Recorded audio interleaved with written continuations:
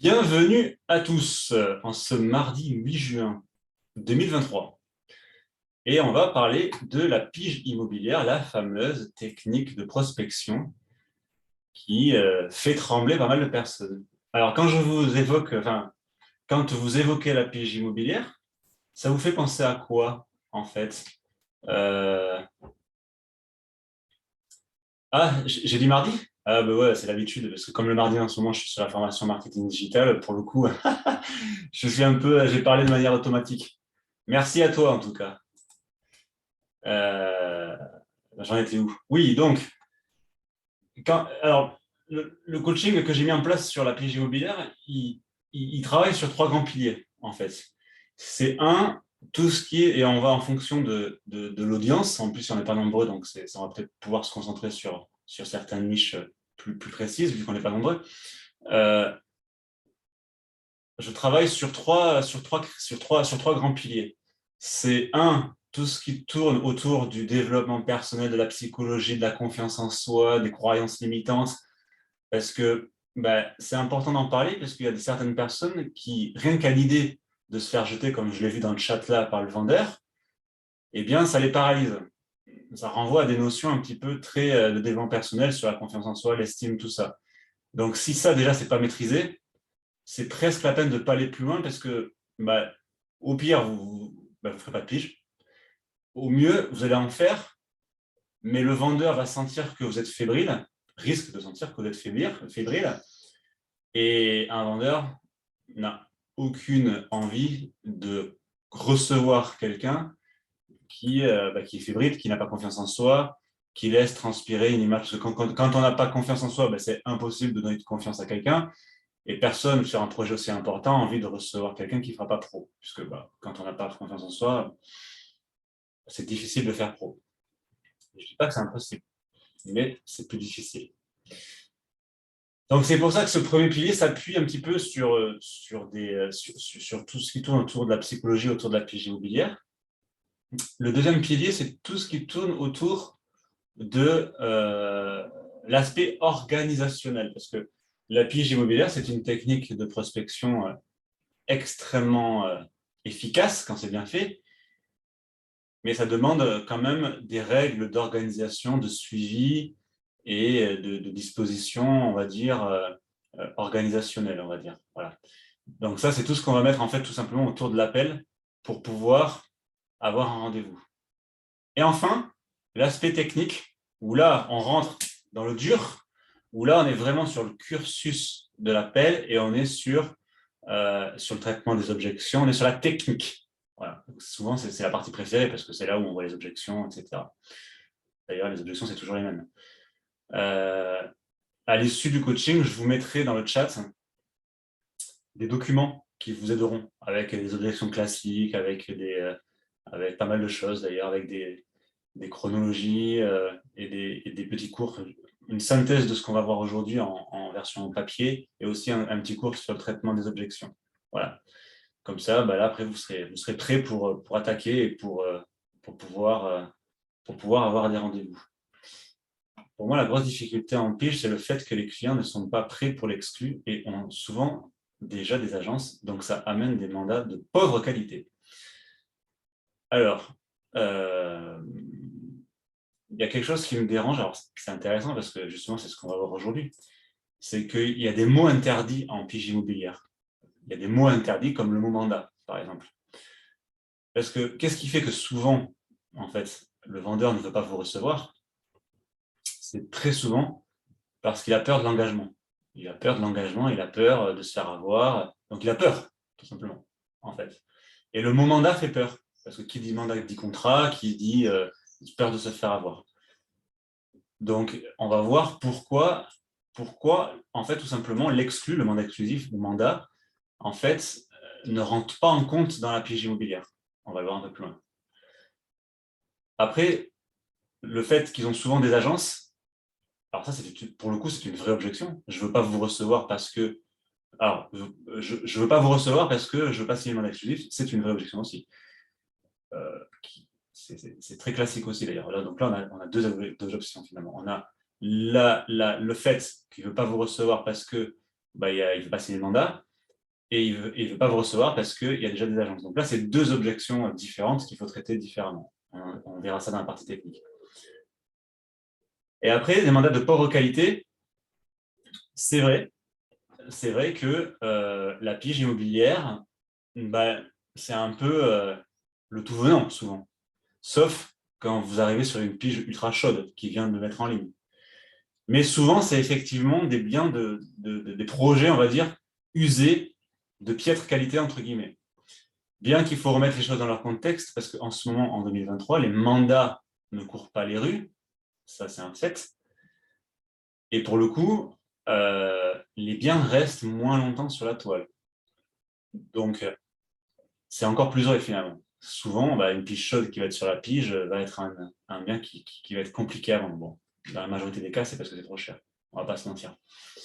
Parce que chaque bien a son client. Donc, souvent, quand on ne vend pas, c'est qu'on n'a pas trouvé le client, c'est sûr. Mais dans la grande majorité des cas, c'est le prix. Dans la très grande majorité des cas. Oui, la pige sert à obtenir un rendez-vous uniquement, mais ensuite, ils vont généralement. Ok, c'est exactement ça. Oui, généralement, le prix, on fait. Ouais, mais oui. Évidemment, en plus, on en a parlé. Ah non, j'en ai parlé dans un article que j'ai fait pour le journal de l'agence, mais ça va faire l'objet aussi du prochain coaching, d'ailleurs, de jeudi prochain, sur les bonnes pratiques pour 2023. Et effectivement, ce que tu dis, Anthony, c'est par rapport au prix gonflé. Eh bien, un des enjeux en 2023, alors c'est toujours notre enjeu, mais c'est encore plus vrai en 2023, ça va être de travailler sur les baisses de prix. Pourquoi? Parce que vous savez aussi bien que moi que les taux augmentent. D'ailleurs, ce serait intéressant. En ce moment, les clients que vous arrivez à signer sur les compromis, quand ils ont leur prêt, en règle générale, ils ont combien de taux en ce moment? Parce que, évidemment, les taux augmentent vite en ce moment, mais l'immobilier ne descend pas aussi vite que les taux montent. Donc, ça fait que ça crée vraiment un cratère entre la corrélation entre les deux. Donc, les vendeurs ne sont pas encore prêts à... C'est normal, ça prend du temps, ça prendra sûrement des années. Les vendeurs ne sont pas... Alors, quand je dis le taux, je parle du taux nominal. Hein. Je ne parle pas du TAEG avec l'assurance ou les frais. Je parle vraiment du taux nominal. Donc, juste le prêt. Donc, voilà. Un des enjeux en 2023 va être les baisses de prix, ça c'est sûr. Sinon, ça va être compliqué de faire des ventes. Alors, revenons à la pige. Ce que je vous propose, pour savoir comment je vais axer le coaching, savoir si je fais les 3 piliers ou pas, c'est de me mettre dans le chat les piliers que vous souhaitez travailler. Si par exemple, vous n'avez aucun problème de confiance en vous et que vraiment attraper le téléphone ne vous fait pas peur, vous mettez par exemple, de toute façon, dans tous les cas, le 2 et le 3, on le fait. Le 2 et le 3, donc l'aspect organisationnel et l'aspect technique, on va le faire dans tous les cas. Mais c'est juste pour savoir si vous souhaitez aussi qu'on fasse l'aspect développement personnel, le fait d'attraper le téléphone. De toute façon, vous me direz, c'est une partie qui va très vite. Ouais, parce que c'est vraiment vous qui pouvez faire le travail. Ça marche.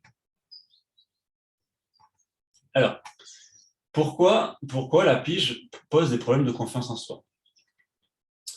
Bon, déjà, ce qu'il faut savoir, ça c'est un premier levier pour vous dire que, pour vous aider à attraper le téléphone, c'est que la représentation mentale du rejet, donc comment vous imaginez que vous allez vous faire, comment vous anticipez le rejet, en fait, très souvent, il est beaucoup plus fort dans votre tête, dans notre tête, que dans la réalité. Parce que dans la majorité des cas, quand il y a un refus, bon, ça se fait quand même de manière cordiale, dans la majorité des cas. Dans 15% des cas, effectivement, on tombe sur des personnes qui sont vraiment hostiles. Mais ce n'est vraiment pas la majorité des cas. Donc, le premier levier, déjà, pour travailler sur soi, sur tout ce qui est... Parce que ce qui est difficile à pige, c'est que ça renvoie à des problèmes de rejet. Personne n'aime être rejeté. Et certaines personnes le vivent très très mal, en fait. C'est-à-dire que sous prétexte que certaines personnes vont se laisser entendre dire non, on ne veut pas vous recevoir, ça va enclencher un mécanisme dans le cerveau de rejet, mais de rejet global, qui va, lui, entraîner des croyances limitantes, du style « je suis nul, je suis une quiche, je suis nul à la pige, je ne suis pas bon, etc. etc. » Et ça emmène une certaine forme de paralysie, en fait. Donc, il faut travailler effectivement sur la rationalité, en réalité. En fait, il faut partir du principe que la pige est une technique de prospection comme une autre, comme le boitage, par exemple.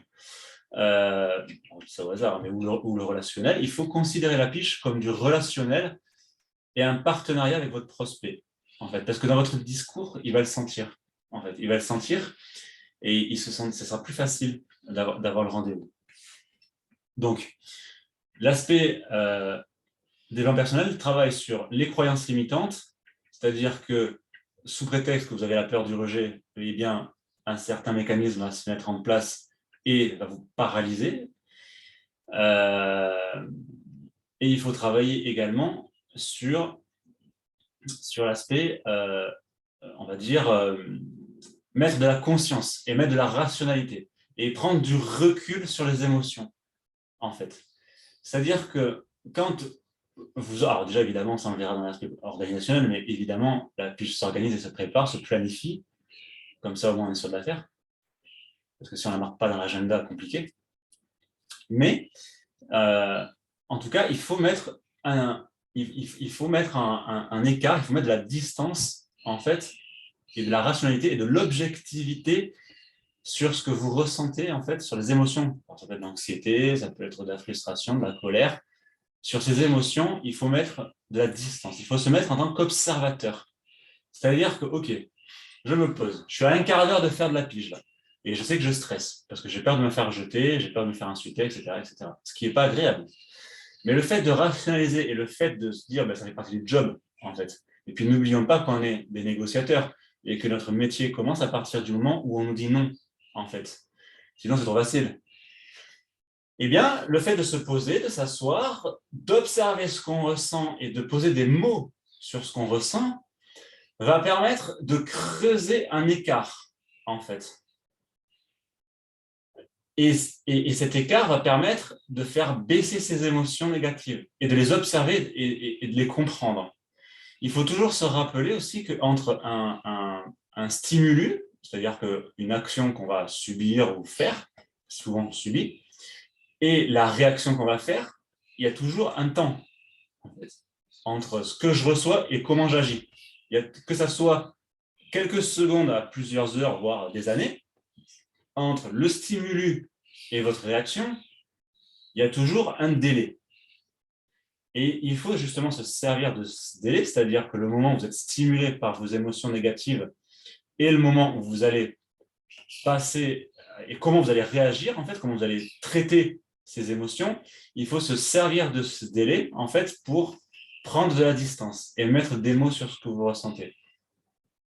Et en travaillant sur le rationnel, puisque quand on est submergé, qu'on subit ces émotions, on n'est pas dans le rationnel, c'est difficile, et bien on va modifier un petit peu sa conscience et on va travailler sur la rationalité. Ce n'est pas les mêmes parties du cerveau, je ne me rappelle plus comment ça s'appelle. Je ne sais pas si ce n'est pas le système parasympathique, d'ailleurs. Je vais regarder.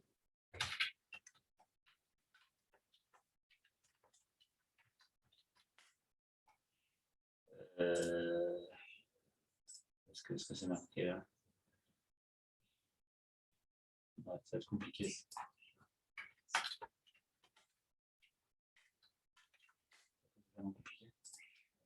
Voilà.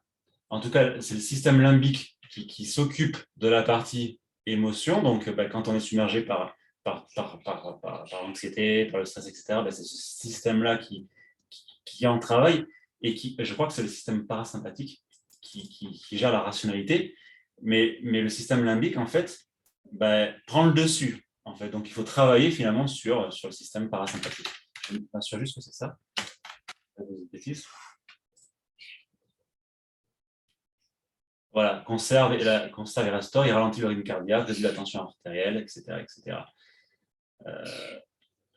Mais en fait, c'est tout ce qui est. C'est tout ce qui est je le retrouverai le nom, mais je ne crois pas que ce soit celui-là en fait.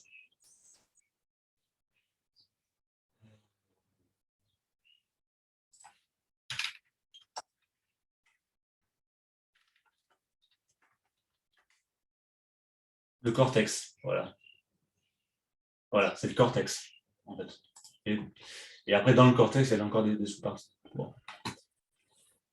En tout cas, ce qui est sûr, c'est qu'il faut travailler sur la rationalité et prendre du recul sur ses émotions. Et le fait de se poser et de mettre en avant justement cette discussion avec vous-même, va permettre de modifier, et on parle d'une véritable modification du cerveau, parce que vous savez que le cerveau est malléable.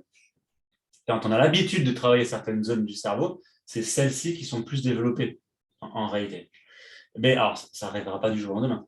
Par contre, à force de s'entraîner, la rationalité va prendre le dessus, et pour le coup, les émotions vont s'éloigner, et ça sera beaucoup plus facile d'attraper le téléphone, en réalité. Et puis, pour le coup, les croyances limitantes, il y en aura moins, parce que vous allez prendre confiance en vous, pour ceux qui ont des problèmes avec le téléphone. Et après, cerise sur le gâteau, pour accompagner pour voir dans les cas extrêmes, mais il y en a vraiment, plus qu'on ne le croit. Dans les cas extrêmes, vous pouvez également vous dire que 5 minutes avant, on part sur une petite séance de relaxation où vous écoutez votre corps, vos émotions, vous respirez, vous vous concentrez sur votre respiration et vous faites 5 minutes de relaxation et de méditation, en plus du reste. Et là, vous mettez beaucoup plus de chance de votre côté. Vous allez calmer votre rythme cardiaque, vous allez mieux vous oxygéner, vous allez être mieux drainé et votre prospect va le sentir, en réalité. Et là, on fait beaucoup plus confiance à quelqu'un qui est posé plutôt que quelqu'un qui ne maîtrise pas ses émotions ou qui stresse.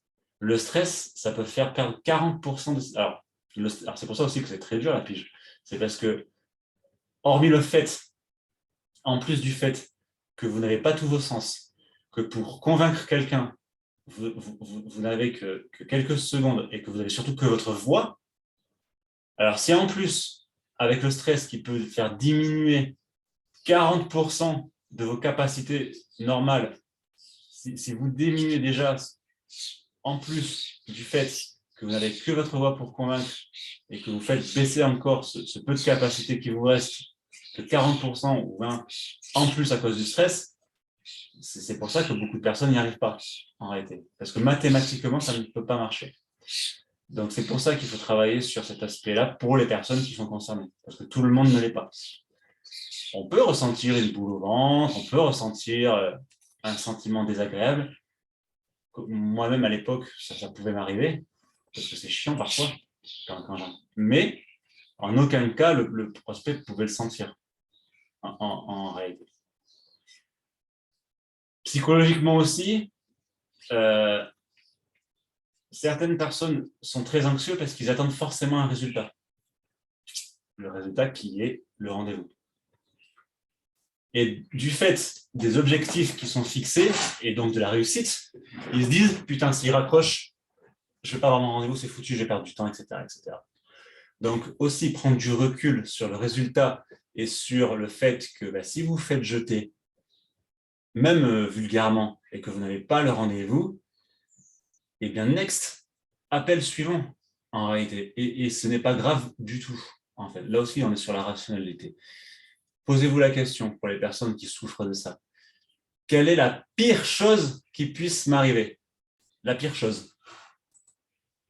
Eh bien, la pire chose qui puisse vous arriver, c'est qu'un prospect vous dise non, en fait. Et c'est tout. Et ça s'arrête là. Et ce n'est pas parce qu'on vous dit non que vous êtes une quiche. C'est peut-être que sur l'appel en question, vous n'avez pas été bon. Mais ça, et encore, ça ne veut même pas dire ça. Parce que certaines personnes, vous pouvez être le meilleur pigiste du monde, ils vous diront quand même non. Ça peut arriver.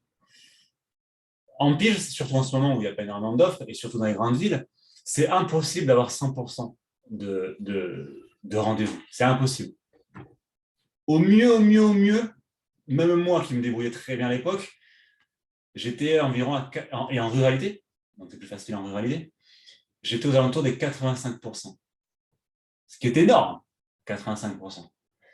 Mais déjà, si vous fixez comme objectif dans les grandes villes, là où c'est tendu, d'avoir 35-40% de rendez-vous, allez, si vous êtes très bon, vous pouvez monter jusqu'à entre 50 et 60%. Si vous êtes très bon.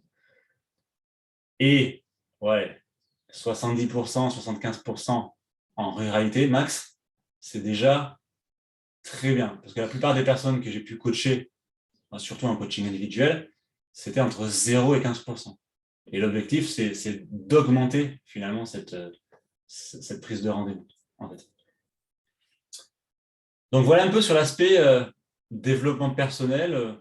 Ça ne sert à rien d'aller plus loin. La seule chose vraiment à laquelle il faut penser, c'est de prendre de la distance sur ce que vous ressentez, de mettre de la rationalité, de vous mettre en tant qu'observateur.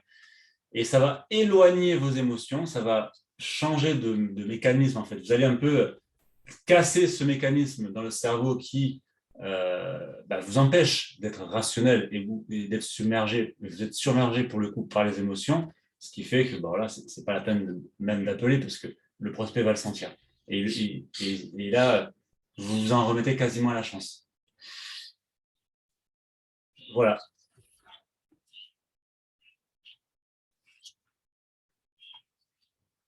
Puis aussi, il y a autre chose que vous pouvez vous dire aussi, c'est que il y a aussi une contradiction.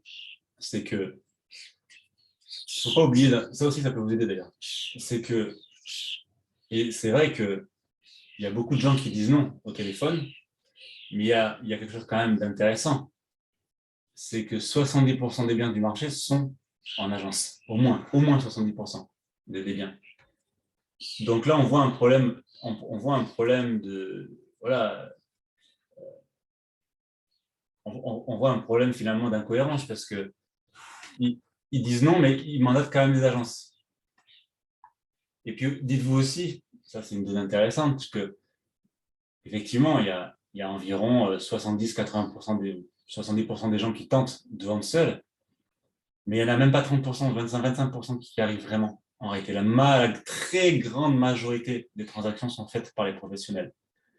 Donc, partie de ce constat, on n'est plus confiant sur la prise de rendez-vous quand même. Parce qu'on sait que quand on va appeler quelqu'un, il y a 70% de chances pour que le bien soit déjà en agence. Donc, ça veut dire que la personne là n'est pas forcément fermée définitivement. Donc, c'est intéressant comme notion aussi. Alors, à quoi sert la pige immobilière, à votre avis? Là, c'est intéressant comme question. Il y a un objectif, un seul objectif primaire, on va dire, et quelques objectifs secondaires. Mais la pige immobilière, ça sert à plein de choses. Mais il n'y a qu'un seul objectif primaire et, on va dire, 3 objectifs secondaires.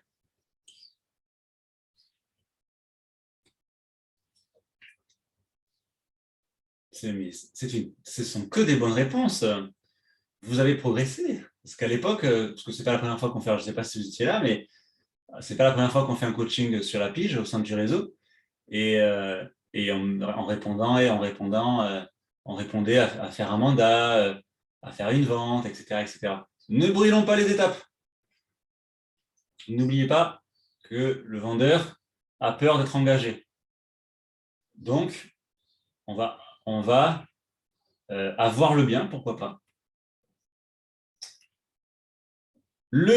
La pige, en objectif primaire, sert uniquement à avoir un rendez-vous. C'est tout. Le mandat, le reste, c'est le rendez-vous vendeur. Et c'est très, très, très important d'avoir ça en tête. Pourquoi? Tout simplement parce que si, de par le fait que le vendeur qui ne veut pas vous recevoir a peur d'être engagé, a peur de se faire avoir, eh bien, en gardant toujours en tête qu'on veut juste faire connaissance avec votre prospect, avoir un rendez-vous en vue de faire connaissance, eh bien, vous allez adapter un discours qui n'est pas engageant pour lui. Et de ce fait, il sera plus ouvert à vous recevoir, parce qu'il sera moins engagé. Donc ça, c'est super important. La pige sert à avoir un rendez-vous en vue d'obtenir un mandat qui lui servira à faire une vente.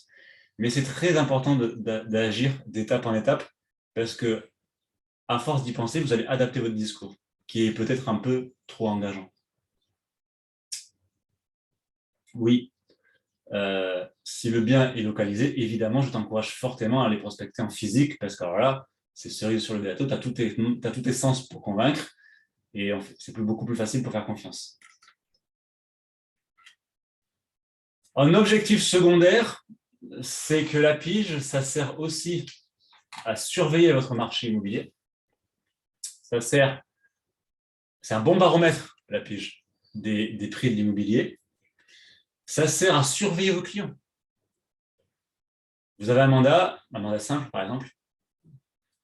Votre client vous confie un mandat à 200 000 € net vendeur et vous vous apercevez en regardant la pige 2 semaines après qu'il est à 180 000. Ah, le coquin, il ne m'a pas prévenu. Allô? Qu'est-ce qui se passe? Vous avez oublié de me dire que vous avez baissé, là je suis hors course. Il va peut-être falloir penser à l'inverser la prochaine fois. Sinon, je résilie le mandat, moi. Bon, je caricature, mais c'est un peu ça. Mais ça arrive souvent. Hein. Donc, ça sert à surveiller vos clients qui, vous le savez, n'ont pas de patrie. Ils ont beau, alors dans la majorité des cas, mais vous savez très bien qu'ils ont beau être gentils, leur portefeuille et leur projet aura toujours le dernier mot. Bah, de toute façon, c'est tout à fait normal. Hein. On est tous comme ça. Donc ça, il faut avoir ça en tête, bien sûr. Ça sert aussi à vérifier, ça c'est intéressant aussi, ça arrive souvent aussi, qu'un bien que vous aviez en portefeuille ne revienne pas sur le marché. Vous allumez votre pige et votre client qui a vendu de PAP il y a 2 mois, bah, l'acheteur lui a refait de prêt, par exemple, il revient sur le marché, il ne vous a pas prévenu. Bam, allô? Alors, qu'est-ce qui se passe? Oh, ben, il a eu un refus de prêt. Oh, ben, tiens, mince, vous n'avez pas vérifié le financement. Ben, je vous avais dit que je le faisais, moi. Bon, je caricature, mais c'est encore un peu ça. Moi, j'aime bien me faire plaisir, là. Donc, ça sert à vérifier qu'un bien voilà, que vous aviez en portefeuille ne revienne pas. Donc, ça, c'est super intéressant aussi, parce que c'est un mandat facile. Bon, sauf si le vendeur n'était pas content. Mais on ne l'envisage pas, vu votre professionnalisme. Donc, voilà, de manière générale, c'est 1, évidemment, le rendez-vous. 2, une véritable surveillance du marché, des prix de vos clients, de vos anciens clients. Il ne faut pas l'oublier. À votre avis, alors, pour le coup, maintenant, de manière générale, la pige sert à ça. Donc, évidemment, la pige ne sert pas à faire un mandat, ça ne sert pas à se vendre, ça ne sert pas non plus à vendre le réseau, ça ne sert pas à vendre nos services, ça sert pas. La seule chance qu'on vend, c'est un rendez-vous, en fait. Toujours pareil, dans l'idée de ne pas engager psychologiquement le vendeur. Parce que s'il se sent engagé psychologiquement, il ne voudra pas vous recevoir. Enfin, la majorité des cas. D'où le discours important qui va avec. C'est très subtil. On est très dans le relationnel, dans la subtilité. Et ça, il n'y aura que la pratique qui pourra faire en sorte que vous y arriverez. C'est toutes les petites phrases que vous pouvez glisser qui vont faire comprendre que le vendeur n'est pas engagé. Monsieur le vendeur, moi, je sers juste à vous aider, à voir si je peux vous aider. Vous savez, si vous me recevez, il n'y a que 3 choses qui peuvent se passer. 1, on travaille ensemble. 2, vous décidez qu'on ne travaille pas ensemble. 3, je décide qu'on ne travaille pas ensemble. Chacun est libre, vous savez. Et ça, c'est intéressant comme discours, parce qu'ils n'ont pas forcément l'habitude de ce genre de discours. Toujours dans l'idée qu'il y a aussi une autre notion importante, c'est qu'il ne faut pas faire comprendre, alors ça c'est encore plus grand en rendez-vous vendeur, mais aussi à la pige, c'est qu'il ne faut pas non plus vous mettre en position de subordination et de subir l'appel ou le rendez-vous vendeur. Parce qu'il y en a plein qui vont en profiter, et si vous subissez à ce stade, c'est-à-dire que c'est le vendeur qui mène finalement la discussion et qui mène la relation, dans la très grande majorité des cas, vous ne vendrez pas le bien. Parce qu'il va vous faire un bébé dans le dos à la moindre opportunité, il va vendre de PAP, vous allez juste faire un mandat simple et en fait, la vente relève plus de la chance ou du miracle que d'une véritable stratégie. Donc là, le professionnel, c'est vous. C'est vous qui menez la barque, c'est vous qui avez les connaissances et c'est vous qui menez le projet. Si vous avez un vendeur, comme ça arrive souvent, qui veut prendre le dessus sur vous, eh bien, il va falloir user de quelques leviers pour reprendre le dessus. Et ça, on le sent dès la pige. Ça peut être, par exemple... Alors, attention, il y a aussi la possibilité de faire croire au vendeur qu'il a le dessus. Donc ça, c'est plus fort. C'est-à-dire que vous allez lui laisser un semblant d'autorité, mais quand c'est nécessaire, vous allez le recadrer et vous allez le remettre dans le droit chemin, parce que souvent, ils disent des conneries en plus. De par, encore une fois, vos connaissances, votre professionnalisme, la valeur et la qualité de la relation que vous allez mettre en place. Mais très important, c'est la vraie subordination qu'il faut éviter. C'est-à-dire accepter toutes les conditions de prix, accepter ça arrive des fois qu'ils vous disent bah, vous d'accord, je fais un mandat, mais vous ne communiquez pas sur le bon point, par exemple. Voilà, je dis ça au hasard, mais bah, vous venez, mais je ne signerai pas de mandat, et puis je vous montre pas mon type de propriété. Enfin, voilà, c'est vraiment lui qui mène, en fait. Et bon, à ce stade, on dit oui, bien sûr. C'est un rendez-vous vendeur, c'est plus problématique, où là, il va falloir rebondir. Mais là, en fait, à la pige, on dit quasiment oui à tout. Parce que toutes les techniques sont bonnes tant qu'on a le rendez-vous. Après, on préparera le rendez-vous vendeur. Mais là, c'est le rendez-vous. Il faut avoir le rendez-vous, coûte que coûte. Parce que quand on a, l'expérience montre que quand on a un pied chez le vendeur, en réalité, on n'a pas quasiment le mandat. Mais c'est beaucoup plus simple, en fait.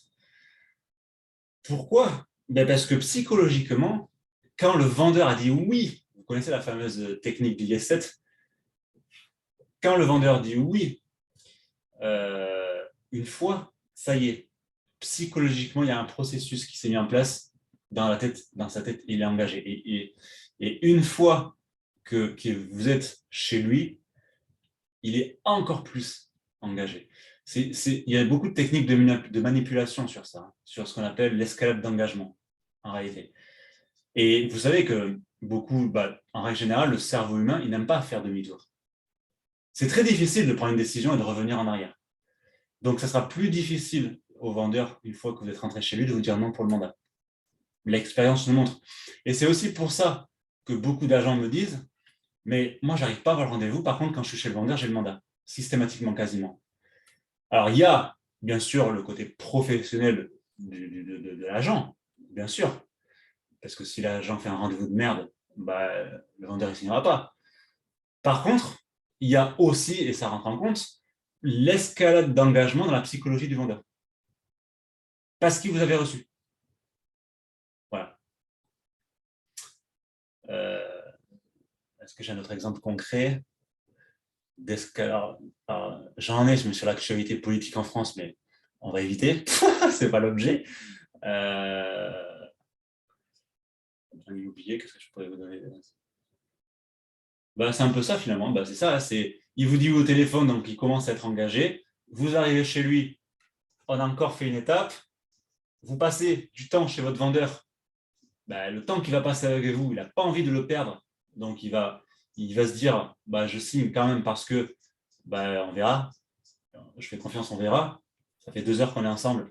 Au moins, elles ne seront pas perdues. Voilà, on est vraiment dans la psychologie de l'engagement, en fait.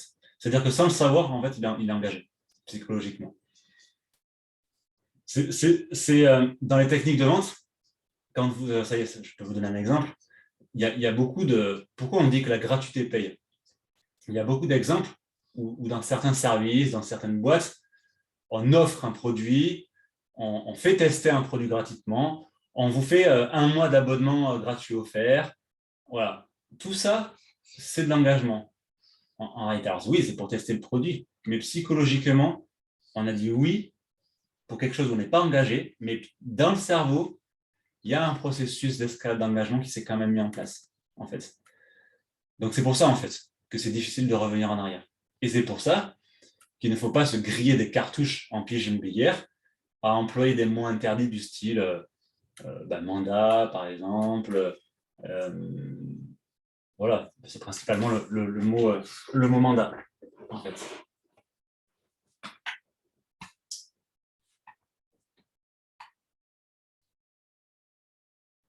Alors, sur l'aspect organisationnel, le mandat s'organise, la pige s'organise avant, pendant l'appel et après. Samuel, je vais répondre après dans l'aspect technique. Là, on est vraiment dans l'aspect technique dans ta question. Donc, la pige se prépare, elle se planifie, évidemment, parce que sinon, on se trouvera toujours des bonnes excuses pour ne pas la faire, au même titre que la prospection physique, d'ailleurs. Donc, on va la préparer, on va la planifier. On me demande souvent les horaires. Moi, je conseille toujours de commencer le plus tôt possible, pour éviter des objections du style, vous êtes le 5e qui m'appelle de la journée. Surtout sur les piges chaudes.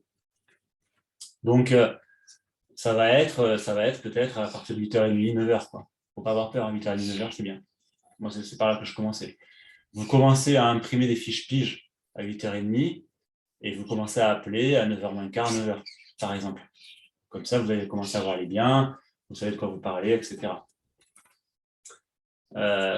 Pendant l'appel, il faut travailler. Alors, ça paraît bête, mais quand je dis il faut travailler dans un endroit calme pour travailler, il faut travailler dans un endroit calme. Mais ça paraît une évidence pour vous quand vous appelez de votre bureau, mais c'est aussi vrai pour votre interlocuteur. Si vous appelez votre interlocuteur et qu'il n'est pas du tout dans sa vente, il est, je sais pas moi, en train de marcher dans la rue, il y a des voitures qui passent, il n'entend pas grand-chose, il est à côté d'une source de bruit, et bien, tout simplement, vous allez passer à côté du message que vous allez délivrer, en fait. Pourquoi? Parce que la communication, c'est un émetteur, un récepteur et un message entre les deux. Or, on le sait dans la pige, vous avez déjà que votre voix, donc le message, vous n'avez pas beaucoup de sens pour pouvoir le faire passer.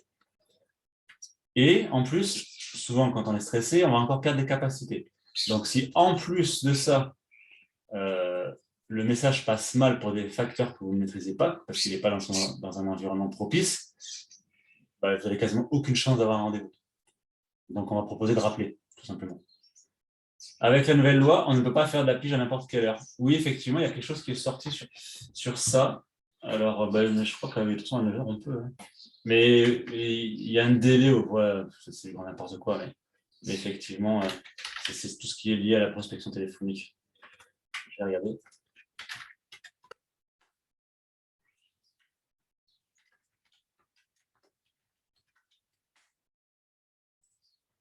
Donc, c'est à partir du 1er mars 2023. Donc, ça ne nous concerne pas trop, nous, parce que c'est surtout pour le démarchage. Alors, ça nous concerne un peu, mais démarchage téléphonique sera limité en semaine et sur les plages horaires définies. On va regarder les plages horaires. Voilà.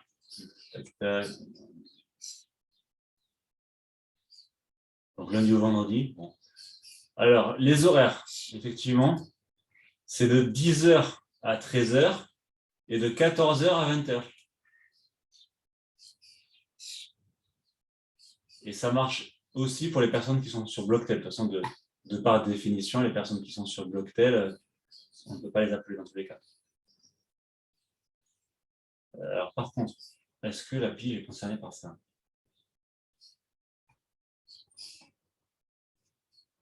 Donc, le consommateur ne peut pas être sollicité plus de 4 fois par mois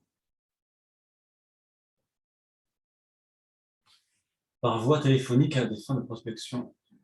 Ah ouais, donc on est concerné aussi. Donc, je te remercie. C'est vrai que je n'y avais pas pensé, Sophie. C'est le décret, donc c'est le décret de la loi du 24 juillet 2020. Voilà. Je vous mets la source. Pas grand-chose à dire. Hein. Donc effectivement, bien joué Sophie. Donc de 10, alors pour le coup, oubliez ce que j'ai dit. Donc de 10h à 13h et de 14h à 20h, vous commencez à 10h. Mais bon, vous savez aussi bien que moi qu'il y a une multitude de professionnels qui n'attendront pas 10 heures. Donc à vous de voir si vous le faites ou pas.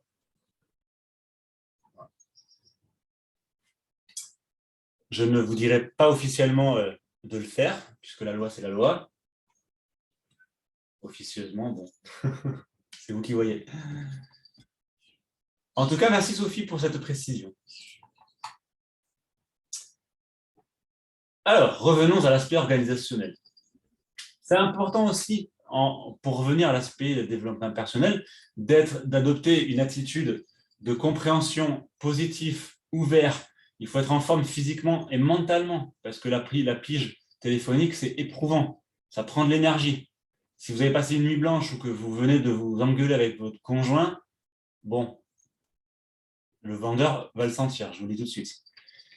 Donc peut-être qu'il vaut mieux vous faire autre chose, une autre technique de prospection immobilière pour éviter de se griller des cartouches, sauf si vous arrivez à passer outre. Très intéressant aussi, n'oubliez pas que vous n'avez que votre voix pour convaincre. C'est pour ça que sourire au téléphone, c'est important. Vous pouvez aussi faire de la pige immobilière en marchant. Vous serez mieux oxygéné pour les stresser. C'est super intéressant parce que vous allez vous réguler, et quand on marche, on rebondit mieux sur les objections, on rebondit mieux sur... Oh ben, je suis désolé pour toi, Sophie. En étant oxygéné, vous allez mieux, tout simplement, réguler votre tension, etc. Et l'anxiété sera plus faible. Donc, c'est intéressant, ça aussi. Donc, ça, c'est important pendant l'appel. Bon, j'en parle dans l'aspect organisationnel. Le matériel, c'est évident, papier, stylo, on prend de quoi noter parce qu'il faut noter tout ce qui se dit pendant l'appel, en vue après de la relance. Et maintenant, on va parler de la relance. C'est très important, la relance. Je vous garantis que vous allez avoir autant de rendez-vous, voire plus, en suivant vos prospects que la première fois.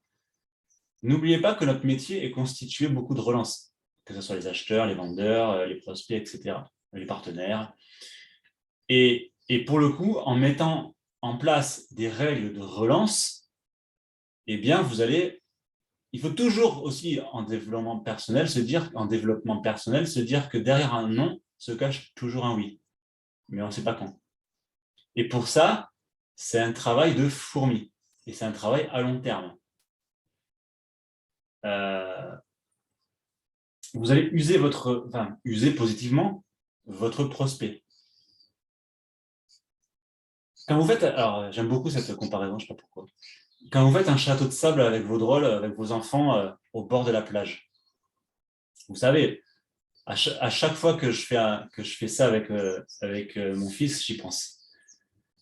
Parce qu'on s'amuse à chaque fois de faire un château. Vous savez, quand la marée monte, on fait un château super beau et on attend que la marée arrive pour entourer les rigoles, etc. On a tous fait ça. Mais la marée, on le sait que c'est qu'une question de minutes. C'est inévitable, c'est la loi de la nature, que le château, dans quelques minutes, il n'existera plus. Mais quand on observe ce qui se passe, la marée, elle ne détruit pas le château en une fois. C'est par secousse. J'avais fait une comparaison une fois, c'est aussi sûr que j'avais mis dans le groupe. C'est que, je vais vous la retrouver, c'est que nous sommes des paysans, en fait. On sème, en fait. On sème et on laboure. La marée, elle casse le château par à coup, petit à petit, en fait. Alors, ça va vite, mais c'est quand même petit à petit. C'est pas en une fois, c'est pas une vague, il n'y a pas de raz-de-marée. Et bien, les règles de suivi, c'est exactement pareil. Le vendeur, alors, sauf s'il vend, mais dans la majorité des cas, quand on part sur du suivi, eh bien, on finira par l'avoir grâce au suivi et à la qualité de la relation qu'on va mettre en place dans le suivi. Et c'est comme la marée qui casse le château. Ah voilà, j'ai retrouvé aussi la comparaison. Bon, c'est peut-être un peu bizarre comme comparaison, mais moi, ça m'y fait penser en tout cas. Quand on fait un suivi, eh bien, on va finir par avoir le vendeur petit à petit. Et j'avais fait cette citation aussi. D'ailleurs, je vais vous la montrer. Et ça illustre un petit peu. J'essaie de partager l'écran. Bon, je ne le partage pas, c'est pas grave. En prospection, les meilleurs professionnels de l'immobilier sont des fermiers et non des chasseurs. Ils plantent, fertilisent, entretiennent, désherbent et répètent. ce n'est qu'à ces conditions que vous gagnerez la confiance de votre prospect. Et c'est exactement de ça qu'on parle. C'est que grâce au suivi, vous allez gagner la confiance des prospects. Il vous dit non, il vous dit non, il vous dit non, il vous dit oui. Surtout si c'est un bien qui n'arrive pas à se vendre. Et pour ça, je vais vous donner une technique ultra efficace pour ne pas oublier, c'est le classeur mensuel. J'en ai déjà parlé plein de fois. Vous achetez un classeur avec des intercalaires de 1 à 31. Aujourd'hui, on est le 8. On est le 8 juin. Je viens de prendre un refus. Alors ça, on va le voir dans la partie technique. Évidemment, dans le refus, vous allez toujours laisser une porte ouverte et vous allez dire à votre prospect que vous allez le rappeler. Et vous allez fixer une date de rappel. Important de fixer une date. Sinon, on ne sait pas quand on rappelle. Donc, selon les secteurs, si vous avez un secteur tendu, vous allez peut-être mettre 5 jours, ou 4 jours, ou 2 jours. C'est vous qui voyez. Si vous êtes sur un secteur un peu moins tendu, vous allez peut-être mettre une semaine et demie. À vous de voir ça, en fonction des secteurs. Et vous allez, pour le coup, mettre votre fiche. Alors là, on est le 8. Si vous avez décidé de rappeler votre vendeur le 15, vous mettez la fiche dans le 15. Et le rituel du matin, tous les jours, c'est d'ouvrir le classeur mensuel. Aujourd'hui, on est le 8. Tac, j'ouvre. Alors, on est le 8.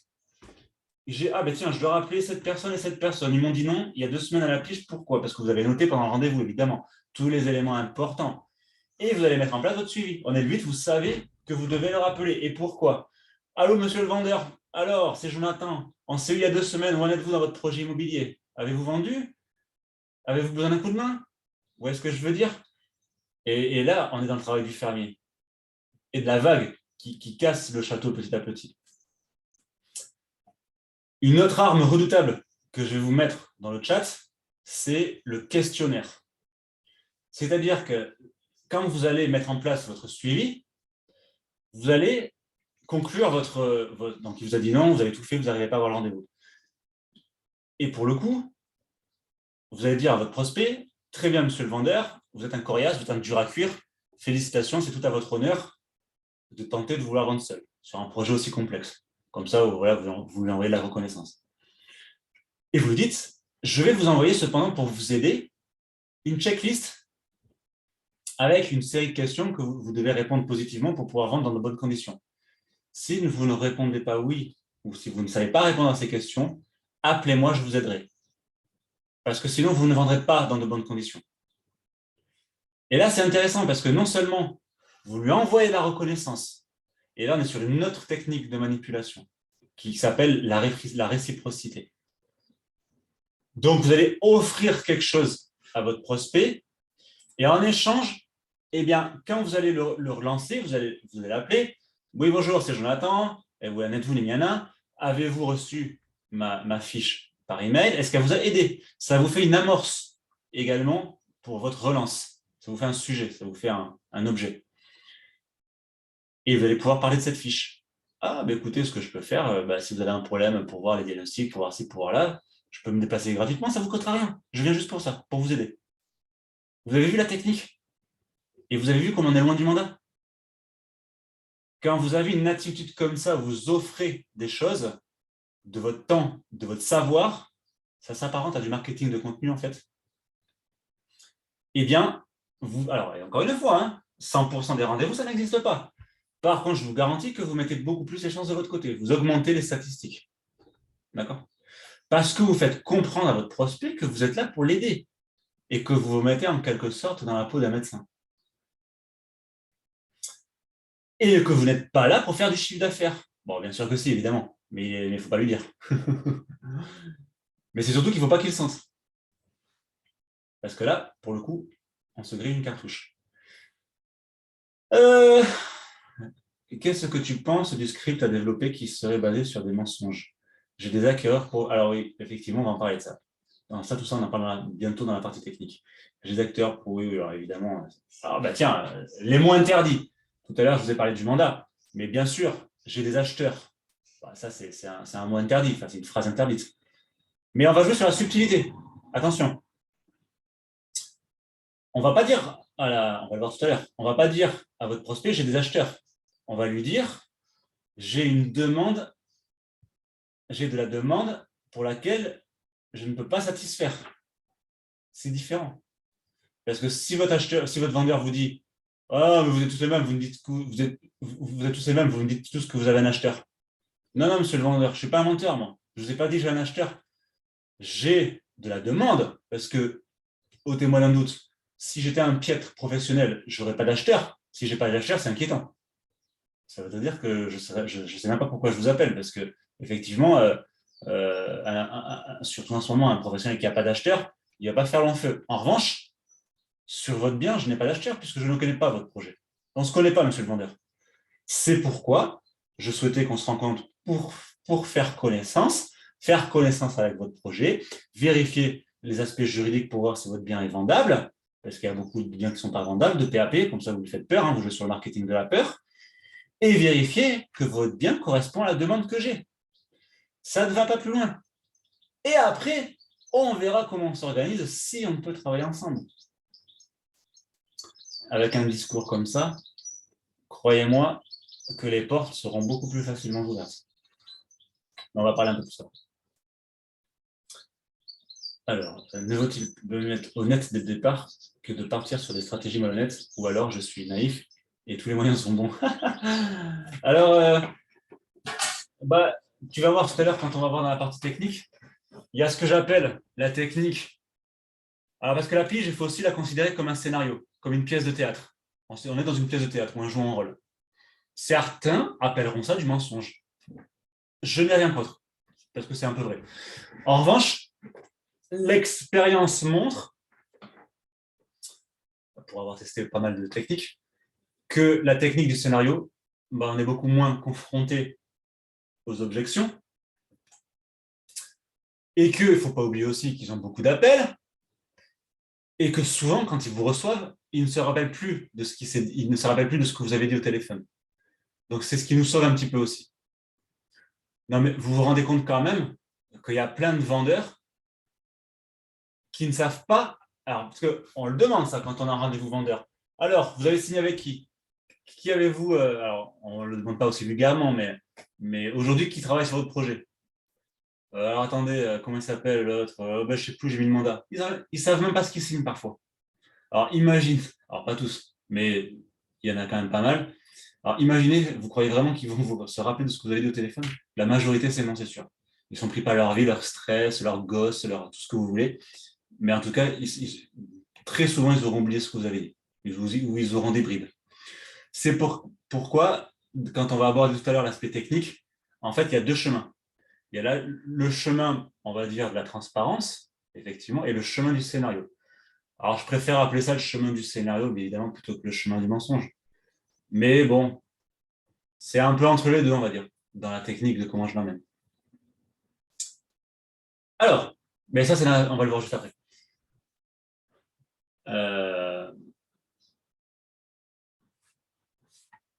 On va voir, on en a vu pas mal, mais on va voir les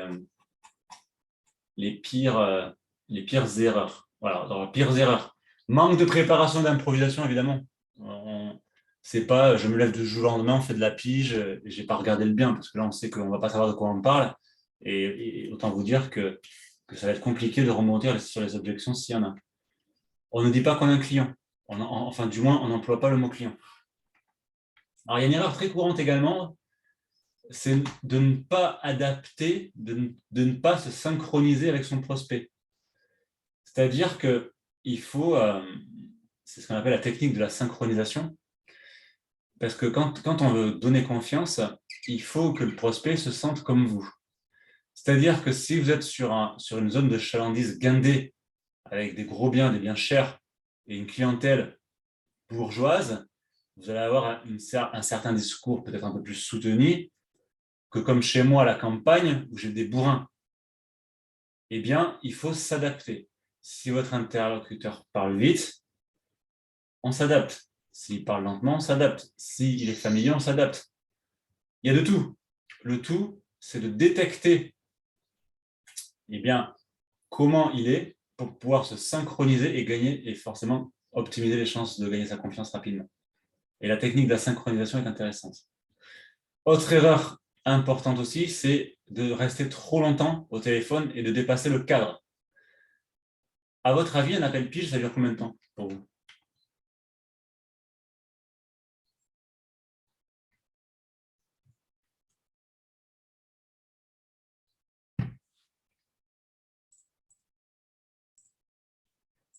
« 10 minutes, moins de 5 minutes, ok.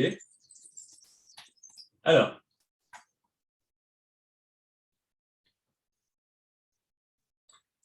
si tout se passe bien, parce que n'oubliez pas que la pige téléphonique sert uniquement à avoir un rendez-vous. Donc, dans le cas de figure où tout se passe bien, où vous n'êtes pas confronté aux objections, eh bien, on peut partir sur 5 minutes, ça suffit pour avoir un rendez-vous. Si vous avez un prospect qui vous pousse dans vos retranchements, qui vraiment vous donne du mal, vous partez sur un quart d'heure. Entre un quart d'heure et 20 minutes, mais grand max.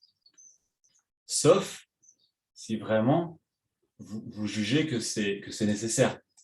Si vous jugez que c'est nécessaire parce que ça vaut le coup et que vous l'avez délibérément choisi, eh bien, pourquoi pas? Mais ça doit rester ponctuel, quoi. Parce que si vous dépassez le cadre, eh bien, qu'est-ce qui va se passer? Vous allez perdre du temps. Et vous allez passer 40 minutes au téléphone avec le prospect, et à la fin, il va vous dire « Oh, ben, faut que j'en parle à mon mari ». Il vous a raconté toute sa vie, tout ce qu'il a à dire sur sa baraque et sa vie, parce n'oubliez pas hein, qu'il y en a beaucoup qui aiment parler. Eh bien, il vous a raconté sa vie, il était tout content, et après, il va vous dire « J'en parle à mon mari ou à mon conjoint », et vous en entendrez plus parler. Donc, c'est dommage parce que vous avez perdu 40 minutes. Et en 40 minutes, vous auriez pu avoir plein d'autres rendez-vous. Donc, c'est très important de se fixer un cadre aussi dans l'aspect organisationnel. Voilà.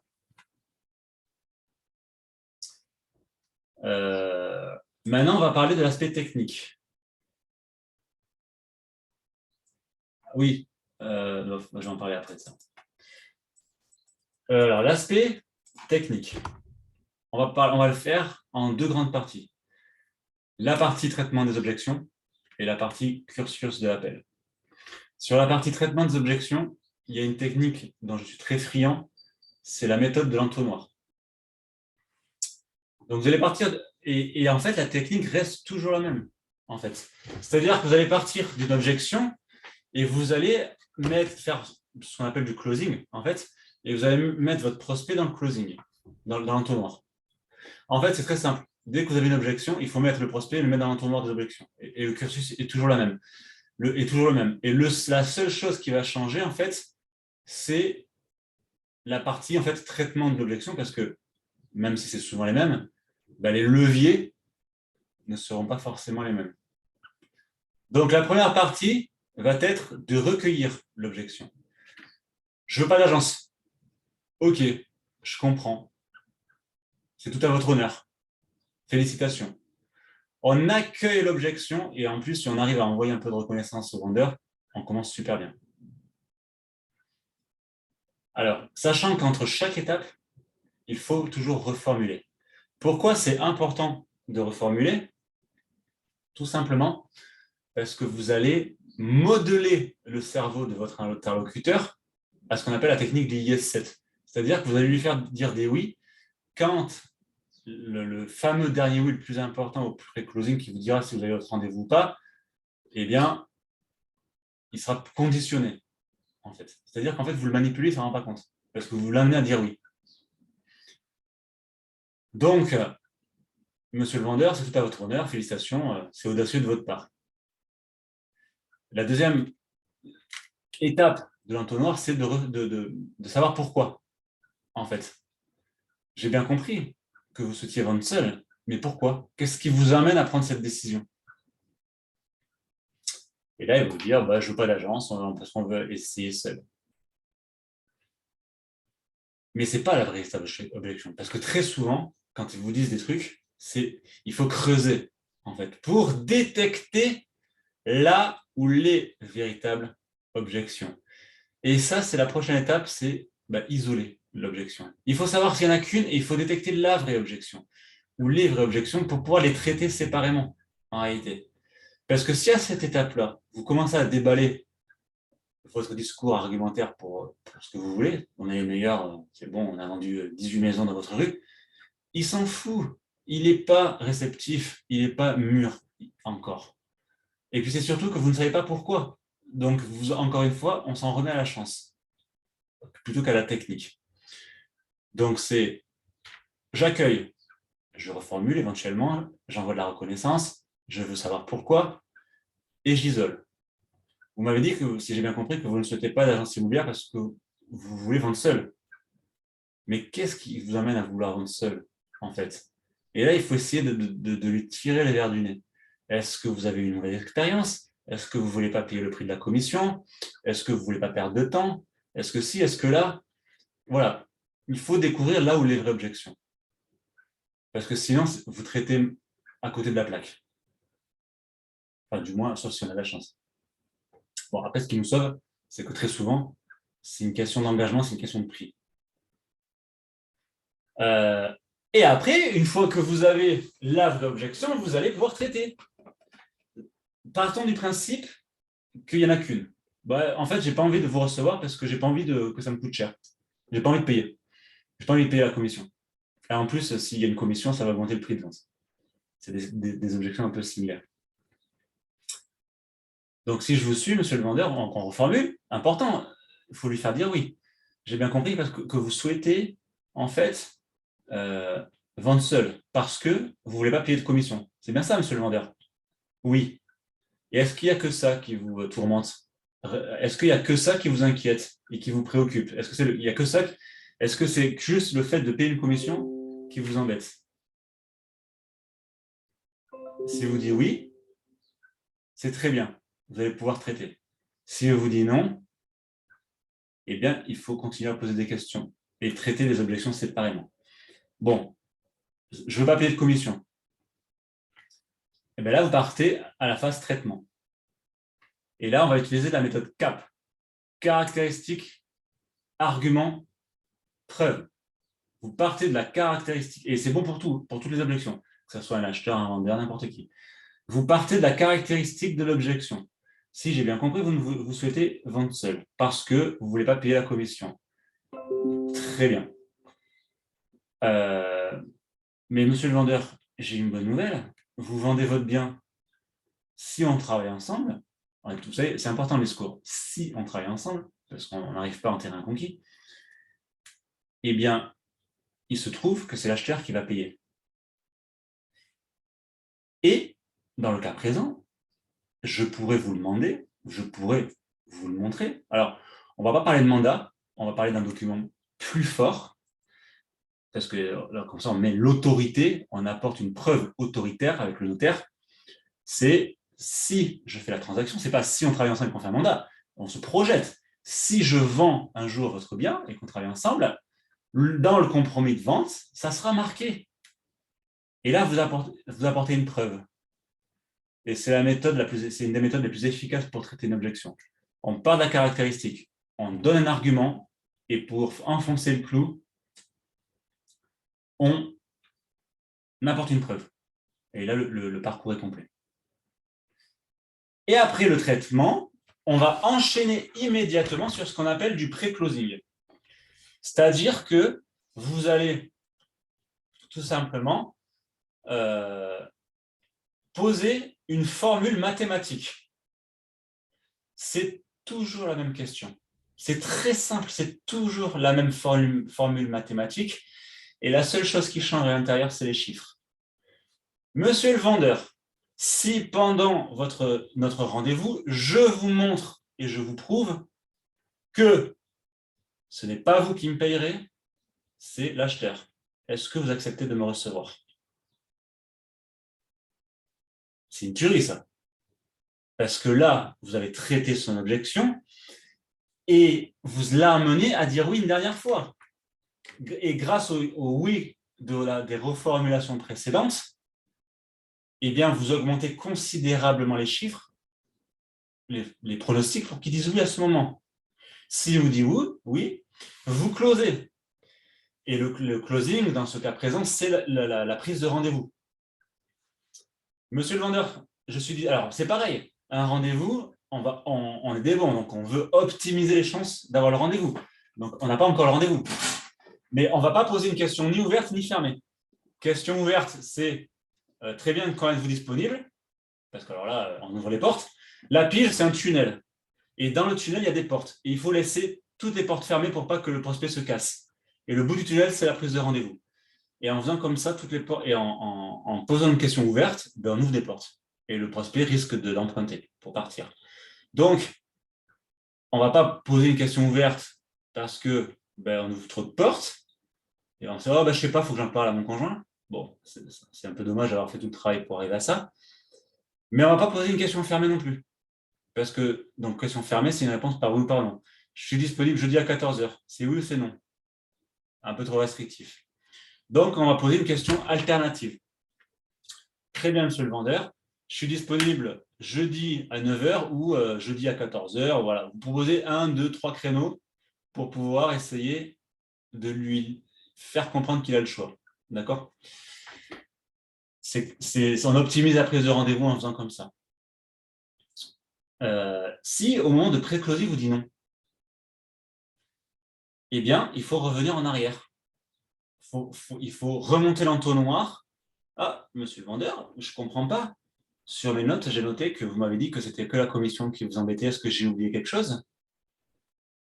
Ah, oui, il y a ça aussi. Bon, on a eu une mauvaise expérience. Voilà. Une autre objection. Et maintenant, s'il vous dit non, il n'y a que ça et qu'il reste évasif, vous savez, il n'y a que ça, mais bon, je ne sais pas, qu'il hésite, il faut que j'en parle, la tartampion et tout ça, nana. Pareil, en fait, il faut remonter. Oui, je comprends, hein, monsieur. Alors, toujours pareil, hein, et vous avez compris qu'on ne dit jamais non à son prospect et on est toujours allié. Voilà, mais vous avez raison, monsieur le vendeur, je comprends tout à fait, c'est une décision importante de vendre un bien, et puis vous ne pouvez pas recevoir n'importe qui. Alors, est-ce qu'il y a autre chose justement qui vous inquiète que j'ai oublié? Parlez-moi, monsieur le vendeur. Je suis là pour vous écouter. Qu'est-ce qui vous inquiète? Racontez-moi. Et c'est comme ça que vous le ferez parler, que vous gagnerez la confiance. En fait. Et pour essayer de voir qu'est-ce qui coince. Et après, vous traitez de la même façon. Caractéristiques, avantages, preuves, pré-closing, closing. Maintenant, vous n'arrivez pas à avoir un créneau. C'est-à-dire qu'il vous dit toujours, il faut que j'en parle à mon conjoint, il faut que j'en... Il faut, alors, autant que faire se peut, poser une option sur un créneau. Bon, je vous propose qu'on pose une option sur ce créneau. C'est possible, on ne se recontacte pas. Si ce n'est pas possible, vous me rappelez pour changer. Parce que c'est peut-être une fausse barbe, le fait qu'il veut en parler à son conjoint, en fait. Et il veut tout simplement raccrocher. Et encore une fois, dans la technique, dans l'escalade d'engagement, le fait d'avoir posé un créneau, c'est engageant. C'est plus dur de rappeler et d'annuler plutôt que de ne pas poser et de ne pas décrocher. Il va vous filtrer. Donc, c'est pour ça qu'il faut essayer de poser une option. Et vous pouvez aussi poser une autre question du style pour voir s'il est vraiment... parce que vous pouvez convaincre quelqu'un à qui vous parlez, mais vous ne pouvez pas convaincre quelqu'un que vous ne voyez pas. Donc, s'il insiste avec son « je dois en parler avec mon conjoint », mais monsieur le vendeur, rassurez-moi, si la décision ne tenait qu'à vous, vous me recevriez quand même, pour savoir s'il est vraiment convaincu. Bon, il est quasiment obligé de vous dire oui. Si vous dites non, c'est que, excusez-moi, pareil, on remonte en tonneau. Qu'est-ce que j'ai oublié? Et si vous dites oui, bon, il est un minimum convaincu, et vous pouvez essayer de poser l'option, et puis, très bien, monsieur le vendeur, on se note de se rappeler. Maintenant, si vous allez tout essayer et que effectivement il ne veut pas vous recevoir, attention, il faut essayer de détecter le point de rupture. C'est-à-dire le point de rupture, vous savez, c'est le moment où il commence vraiment à s'agacer et qui risque de raccrocher au nez. Ça peut arriver. Il ne faut pas arriver à ça, parce que s'il en arrive à ça, même le suivi, ça ne marchera pas, parce qu'il sera parti sur une note négative. Donc, vous allez remonter l'entonnoir une fois, 2 fois, et puis si vous voyez que ça coince toujours, pas de problème. On prend un recul et on se dit, monsieur le vendeur, vous êtes un dur à cuire, félicitations, c'est tout à votre audace de tenter et vous partez sur le suivi. Je me note de vous rappeler, etc. Et puis vous faites votre classeur mensuel et vous partez sur votre suivi et vous l'envoyez à la fiche. Et appel suivant. Voilà sur la partie traitement des objections. Pourquoi j'ai commencé par ça? Tout simplement parce que vous serez, même si ça arrive souvent, vous ne serez pas forcément confronté tout le temps au traitement des objections. Le traitement des objections fait partie du cursus de l'appel qu'on va voir maintenant. D'accord? On va le voir tout de suite. Je vais boire et je reviens tout de suite. Alors, je vous ai parlé de la technique de la transparence et la technique du scénario. Mais le début de l'appel va toujours rester le même, en fait. Donc là, on va voir le cursus global de l'appel. Alors, on va partir. Sur chaque étape, je vais vous donner en même temps les temps après. Donc, le prospect décroche. Bonjour, je vous appelle pour la maison à vendre sur la commune X. Est-ce qu'elle est toujours disponible? Êtes-vous le vendeur? Est-ce qu'elle est toujours disponible? C'est mieux. Oui, elle est toujours disponible. Bon. OK. Très bien, je suis devant votre annonce et en fait, j'ai 2-3 questions à vous poser. D'où l'importance d'avoir regardé la fiche avant. L'idée de détecter quelque chose qui manque sur l'annonce et de partir effectivement sur l'idée de s'intéresser au bien. Je suis devant votre annonce, là, j'ai 2-3 questions à vous poser.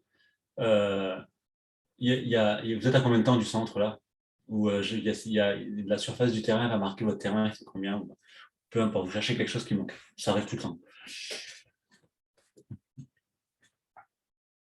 Donc là, il va parler. Très bien, écoutez, je vous pose ces questions, parce que moi je suis conseiller immobilier, c'est pas pour moi. Voilà. Ça a duré, allez, environ, grand max, 45 secondes. Bon, sauf si le prospect parle beaucoup, 1 minute. Mais qu'est-ce qui s'est passé là? Il y a eu 2 étapes. C'est donc la prise de l'appel. On a posé une question. Donc je vous appelle pour votre bien, est-il disponible? On ne s'est pas présenté. Je déconseille fortement de se présenter dans les premières secondes. Pourquoi? Parce que tout simplement, on ouvre tout de suite la première porte. Oh désolé, je ne suis pas intéressé. Clac. Au revoir. Donc, on ne se présente pas au téléphone. On s'intéresse d'abord au prospect. On demande s'il veut bien toujours à l'avance. Et ça sert donc à laisser la première porte fermée et ça sert surtout à savoir à remettre le prospect dans sa vente. Parce que n'oubliez pas qu'au moment où vous appelez, il n'est pas forcément dans sa vente. Vous allez aussi pouvoir voir s'il est attentif. Donc, et après, donc deuxième partie, vous êtes intéressé au bien et vous avez fini de remettre le prospect dans la vente. Ça vous permet de savoir aussi si vous avez le bon interlocuteur. Parce que ça arrive aussi que des personnes gèrent le projet, surtout pour les personnes âgées ou si vous tombez sur un locataire. C'est plus rare, mais surtout pour les personnes âgées, vous pouvez tomber sur le fils, le gendre, etc. Alors, si c'est le prospect qui demande tout de suite, mais vous êtes une agence ou vous êtes une agence ou un particulier là? Voilà, on les connaît, c'est là. Eh bien, ça tombe bien, on va gagner du temps. Écoutez, ça tombe bien que vous me le proposez, je suis ni l'un ni l'autre. Moi, je travaille à mon compte, en fait, et alors là, c'est très important de l'enchaîner. Faut pas le laisser parler, là, parce qu'il faut laisser les portes fermées. Écoutez, ça tombe bien que vous me posez la question, parce que je suis ni l'un ni l'autre, en fait. Je suis conseiller immobilier, je travaille en profession libérale, et là, bim, vous repartez parce que c'est à ce moment-là, en fait, que vous allez choisir si vous faites la technique de la transparence ou la technique de scénario. Le début de l'appel, c'est toujours la même chose. Je ne me présente pas, je pose une ou deux questions pour voir si vous avez le bon interlocuteur et s'il est toujours vendeur, vous vous intéressez au bien pour finir de le mettre dans sa vente et envisager le scénario que vous allez définir. Et c'est après que vous vous présentez, en fait. Sauf si, comme tu dis, mais là, pour le coup, il fait du temps. S'il demande. Et c'est important dans la transition de l'enchaîner, en fait, parce que sinon, il ne faut pas vraiment le laisser réfléchir. Là, pour le coup, il faut jouer sur la dynamique. Je vous pose ces questions, ce n'est pas pour moi. Moi, je suis conseiller immobilier, je travaille en profession libérale. Et là, c'est à ce moment-là que vous devez choisir, voilà, si vous prenez la transparence ou le chemin du scénario. Si vous prenez le chemin de la transparence, ben vous allez tout simplement évoquer les vraies raisons pour lesquelles vous appelez. Écoutez, je vous appelle parce que votre bien est intéressant, il n'y en a pas beaucoup sur le marché, j'ai une demande. Alors, attention, je n'ai pas un client. Par contre, je souhaite faire votre connaissance parce que je fais des avis de valeur gratuits pour vérifier que votre bien correspond bien au marché. Je veux vérifier que votre bien correspond à la demande que j'ai. Voilà. Vraiment, vous partez sur les vraies raisons. Bon. Si vous dit non, là, vous le prenez, vous le mettez dans l'entonnoir qu'on a vu tout à l'heure. Et le cursus reste le même. Maintenant, si vous choisissez le chemin du scénario, alors là, c'est intéressant parce que vous allez en fait inventer un scénario, une pièce de théâtre, et plus ce sera précis en plus, et plus ça marchera, pour vraiment intéresser votre prospect et qu'il vous reçoive. Alors moi, c'est très simple. J'en avais un seul, et il était ultra efficace. C'est tout simplement que je faisais croire au prospect que j'avais vendu un bien sur une ville, sur une commune aux alentours, et que ce prospect-là cherchait, comme par hasard, un bien comme le vôtre, comme par hasard sur la commune. Donc, comment ça se passait au téléphone? Ça se passait comme ça. Écoutez, donc par contre, la première partie de l'appel, c'était toujours la même. Donc, c'est une fois que je me suis présenté, en fait. Écoutez, parce qu'il après, il ne faut pas trop tarder non plus à se présenter, parce que sinon, il peut vraiment se sentir, trompé, en fait. Donc, en fait, ça se passait comme ça. Écoutez, je travaille en profession libérale, hein, je travaille à mon compte. Et puis, pour le coup, je vous appelle car j'ai vendu un bien sur la commune X et les prospects recherchent un bien comme ça, comme ça, comme ça et comme ça à cet endroit-là. Est-ce que vous pensez, monsieur le vendeur, avec ce que je vous ai décrit, que le bien peut correspondre? Vous avez vu la subtilité, c'est pas je vous appelle parce que je pense que ça correspond, c'est est-ce que vous pensez, monsieur le vendeur, que ça correspond? On est toujours dans le oui, dans le yes set. Si vous n'êtes pas à côté de la plaque, il est obligé de dire oui, ou alors il est de mauvaise foi. Si vous appelez pour un appart de 60 mètres carrés au centre-ville de Paris ou Bordeaux et que vous appelez pour ce scénario, si vous avez bien vu l'affiche, c'est ça. Donc il est obligé de dire oui. Très bien, monsieur le vendeur, ça tombe bien. Ce que je vous propose, c'est qu'on se rencontre pour faire connaissance. Comme ça, je verrai les subtilités de votre bien. Si je vois que je peux le faire visiter à ses prospects, on voit comment on s'organise pour les visites. Et si ça ne convient pas, on se quitte bons amis. Qu'est-ce que vous en pensez? Vous avez vu? On est vraiment dans la visite, on est dans la connaissance, on est dans la vérification, mais on n'est pas dans le mandat, on n'est pas dans le contrat, en réalité. Et en plus, avec ce scénario, cerise sur le gâteau, c'est que vous pouvez glisser des petites phrases du style j'ai vendu le bien voilà, il y a quelques temps, en plus, c'est un paiement cash, il n'y a pas de prêt. Vous glissez des petites phrases comme ça, je vous garantis que ça va rester là. Voilà, ça c'est un exemple de scénario. Bon, franchement, vu comment ça marche, enfin ça marchait du moins, ça fait un moment que je n'en ai pas fait, mais je pense que ça marchera toujours parce que vous êtes vraiment sur les besoins du vendeur, en fait. Quelle est la différence entre vous et l'agence? Ah, voilà une très bonne question. Écoutez, une agence immobilière, c'est une agence qui est vitrée, qui a pignon sur rue. Et moi, en fait, j'ai choisi de travailler à mon compte en profession libérale. Je travaille depuis mon domicile, en fait, pour être au plus proche de ma clientèle. En réalité, je travaille avec ma propre philosophie de l'immobilier. Voilà, tu peux dire quelque chose comme ça. Mais juridiquement, c'est pareil, en réalité. Mais bon, il ne faut pas lui dire. Dans les faits, en fait, il n'y a pas grand-chose qui change. Si ce n'est que l'agence, souvent, la commission sera plus chère. Vous lui dites, de toute façon, vous savez, moi, je travaille à mon compte, je travaille de chez moi, en agence. Moi, j'ai pas les frais de structure, j'ai pas les frais d'agence aussi chers, si vous voulez. Donc, En fait, l'acheteur paye moins cher. C'est pour ça qu'il m'a sollicité. Voilà. Et généralement, quand on leur dit ça, ils sont contents. C'est moins cher. Et après, bien sûr, tout votre service de proximité que vous allez mettre en avant. Donc, je récapitule. Première étape, bonjour, on pose des questions, on s'intéresse au prospect et au bien, on le remet dans la vente, on se présente, on choisit le chemin qu'on prend, la technique de la transparence, la technique du scénario, et on close. On propose le rendez-vous. Alors, si vous dites oui, on close avec la question alternative. Très bien, vous êtes disponible quand ceci ou cela. Si vous dites non, on le prend, on le met dans l'entonnoir.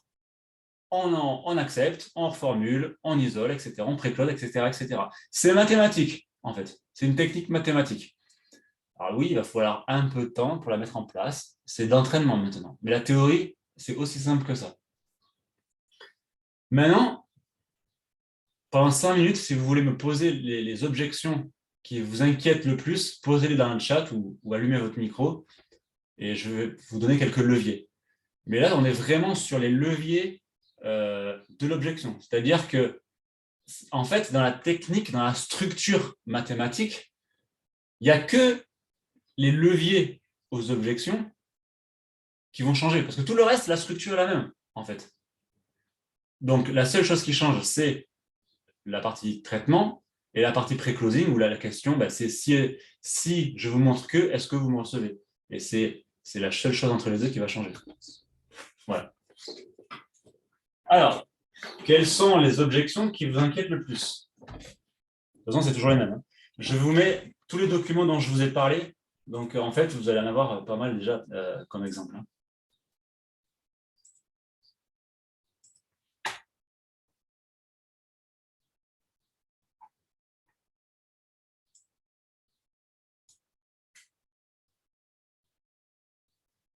Alors, où est-ce que j'ai mis mon dossier, moi? Je trouve pas mes cours. Formation.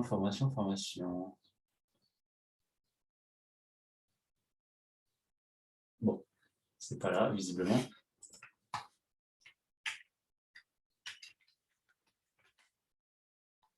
Voilà. Donc là, je vais le faire glisser. Copier. Est-ce que ça marche si je fais ça? Ouais, ça marche. Parfait. Hop, je suis en train de charger le document. Donc, je vous ai mis la checklist du vendeur, le cours sur le traitement des objections, les leviers sur l'objection j'ai le temps ou amenez-moi un client, les leviers sur je veux vendre seul, le cours global sur la pige immobilière et quelques arguments en vrac contre le PAP. Voilà. Donc là, vous avez déjà pas mal de contenu là. Que ferez-vous de mieux que les autres? Voilà une question. Rien. Non, mais rigolez pas. Mais l'anti-vente, ça marche, en fait. Si vous commencez un truc du style, en fait, rien, monsieur le vendeur. Vous savez, on a tous les mêmes outils. On a tous les mêmes formations, plus ou moins. On a tous, vous savez, on ne va pas réinventer la roue. On a tous les mêmes logiciels. Bam, vous le commencez comme ça. Il va se dire, qu'est-ce qu'il me raconte? Et après, vous enchaînez. Par contre, monsieur le vendeur, ce qui va faire la différence, c'est moi. C'est la qualité de la relation, la qualité du suivi qu'on risque de mettre en place, c'est la disponibilité et la réactivité, c'est vraiment la valeur que j'apporte, que je vais vous apporter, le temps que je vais vous faire gagner, etc. en réalité. Voilà, je peux partir sur quelque chose comme ça. En fait, c'est très simple. C'est tous les éléments, ce qu'on appelle les facteurs différenciants, c'est-à-dire, pour toi, Magali, qu'est-ce que tu fais que les autres ne font pas? Dans la formation marketing qu'on a commencé mardi, on en a beaucoup parlé de ça d'ailleurs. Qu'est-ce que toi tu apportes que les autres n'ont pas? Et ça, il n'y a que toi qui peux le savoir. Comment faire quand tu présentes le coût des zonos à la charge de l'acquéreur alors que le mandat est souvent charge vendeur? C'est très simple, tu mets une condition particulière dans le mandat, le présent mandat est charge acquéreur, et tu détailles les honoraires, puis terminé. Après, de toute façon, dans cette méthode-là, pour le vendeur, ça ne change rien. Et pour l'acheteur, il est content. Et l'acheteur, il est content parce qu'il paye moins de frais de notaire. Du coup, excuse-moi, Jonathan, j'ai réactivé mon micro. C'est moi qui viens te poser la question. En fait, ma question, c'est pas tellement celle-ci. Effectivement, ça, je sais faire, c'est pas le problème. Tout à l'heure, dans ton argumentaire, tu disais que quand tu as la personne qui dit bah oui, mais en fait, ça me coûte cher, j'ai pas envie de payer les honoraires d'agence, et qu'on répond Oui. bah, c'est pas vous, c'est votre acheteur. Moi, j'ai déjà eu des clients qui m'ont dit oui, non, enfin, on sait très bien qu'en finalité, ça va être quand même inscrit à la charge vendeur sur le mandat. Enfin, nous, je sais que dans notre région, en tout cas, on n'utilise quasiment pas les charges vendeurs, les charges acheteurs, tu vois, c'est exceptionnel quand c'est utilisé. Donc, à ce moment-là, comment tu fais? Alors, pour nous, effectivement, la charge vendeur est beaucoup plus efficace, beaucoup plus protectrice. Et parce que du coup, on est moins confronté à des refus de prêt ou à des banques qui ne veulent pas payer les frais d'agence. Donc, dans un premier temps, évidemment, je trouverai des arguments pour faire comprendre au vendeur que pour lui, c'est simplement une écriture comptable et en lui apportant la preuve sur le mandat que, regardez, vous voulez 200 000 euros. C'est bien ça, monsieur le vendeur. Vous voulez 200 000 euros net vendeur. D'accord. À ces 200 000 euros s'ajouteront mes honoraires que l'acheteur payera. C'est aussi simple que ça. Mais on dit que c'est charge vendeur. Pourquoi? Parce que la commission fait partie du prix de l'immobilier. Elle est comprise dans le prix de l'immobilier. Elle n'est pas décrochée de l'immobilier. C'est simplement une écriture comptable, en réalité. Dans les faits, physiquement, c'est quand même l'acheteur qui va payer, en réalité. Vous, ça ne change absolument rien. On est sur une écriture comptable. Vous voulez 200 000 euros net vendeur, vous aurez 200 000 euros, en réalité. Et ça sera marqué noir sur blanc. Ça, c'est la première chose. La deuxième chose, monsieur le vendeur, je suis là pour sécuriser votre transaction. Aujourd'hui, vous connaissez le marché certainement aussi bien que moi, et vous savez que les taux sont bientôt à 4% et que les banques ne financent pas les frais d'agence. Donc, pour éviter ce malentendu et de se retrouver avec un refus de prêt, c'est plus protecteur pour la transaction, sachant que ça change rien pour vous, que de mettre les frais à la charge du vendeur, en réalité. Sachant que pour vous, encore une fois, ça change rien.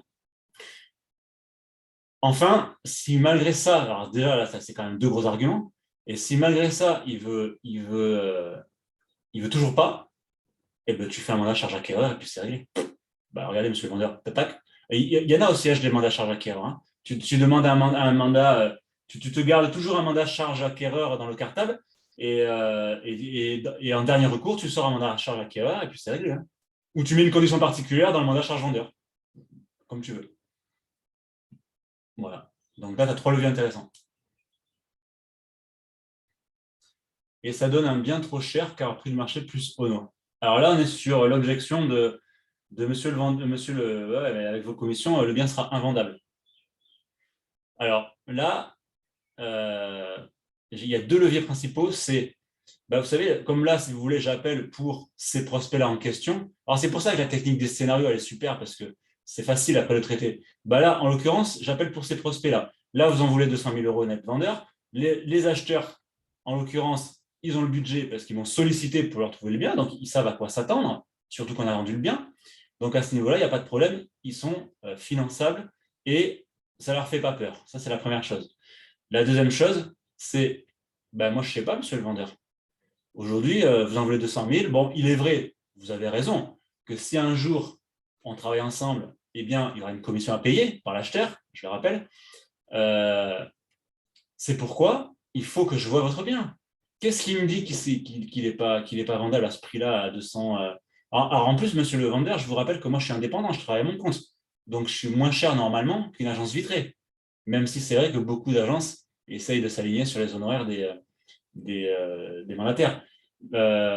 C'est pour ça d'ailleurs que quand on me consulte sur comment fixer son barème, moi je conseille toujours, surtout quand on est à 5% de commission, on a beaucoup plus de souplesse, moi je conseille toujours de se mettre dans le tiers bas du marché, comme ça vous êtes beaucoup moins confronté à l'objection de vos confrères sont moins chers. Et en plus, vous avez plus de souplesse parce que vous êtes à 5% de commission. Donc, moi je pars sur si c'est la technique du scénario, vous inquiétez pas, les acheteurs, ils ont ce qu'il faut derrière. ils m'ont sollicité, je les connais, monsieur le vendeur, je ne ramène pas n'importe qui chez vous. 2, écoutez, monsieur le vendeur, de plus, il n'y a absolument rien qui me dit que votre bien plus la commission, il ne soit pas vendable. Vous pensez vraiment que quelqu'un qui a 200 000, il n'a pas 210 ou 212? Bon, moi je pense qu'il est là. Mais le mieux, c'est de vérifier. Vous partez sur la vérification. Je me déplace pour vérifier si c'est possible. Voilà. On est toujours dans l'hypothétique. Donc voilà, 2 leviers intéressants à travailler.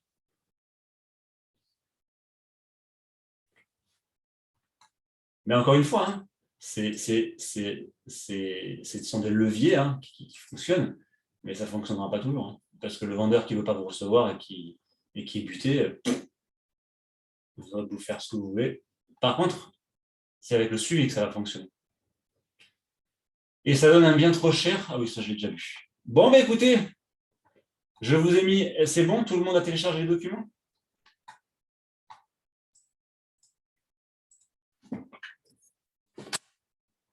J'ai été ravi de faire ce coaching avec vous.